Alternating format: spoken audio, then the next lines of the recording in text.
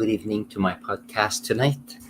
The topic today is how to make sure we manage energy, to make sure we can learn better, we can teach better, and also we can lead better. So today was a long day for me, and I don't have all the energy, and that's why my topic on managing energy came out today. So I'm going to give you three quick tips, and then I will end this podcast earlier so that I can listen to my own advice, which is we need to find ways to manage energy, and sometimes we need time for ourselves. So here, how do we manage energy when we're learning? The topic here is as we are in a setting where we are learning, either at school, in a training session, or even as part of a team, you have to make sure that you take time to focus on what you have to do, but also have frequent breaks.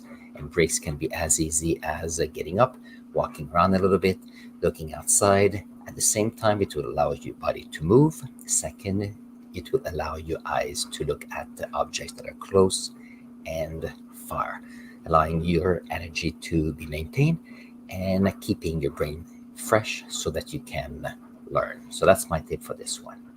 How can you manage energy as a teacher? That one is interesting because as a teacher, there's always tons of demands on you. And the whole idea here is to make sure that the students with you or your trainees with you are doing more work than the teacher.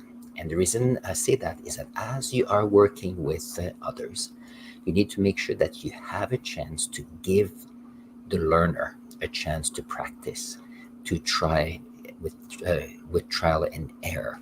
Because if the teacher is there monopolizing the attention and being there for the group, then it takes energy. Second of all, learners learn best when they do. So I do understand that, for example, in my science class, we looked at circuits this week, and I did a couple drawings on the board, and I told them, okay, let's see if you can reproduce these circuits.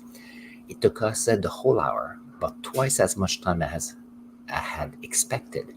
On the other hand, the following lesson, it was so much easier because students could answer questions from their experience.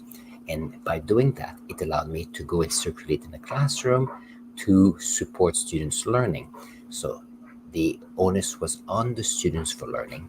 And as a teacher, I was there to guide them, to motivate them, to know that learning was possible. And that is energizing, keeping that in mind.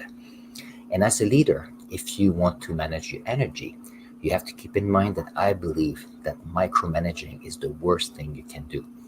You have to be there to support others, but giving them the leeway to be able to experiment, the leeway to communicate with you and others, to make sure that as a group, you can lead humans that are excited about doing what they do best.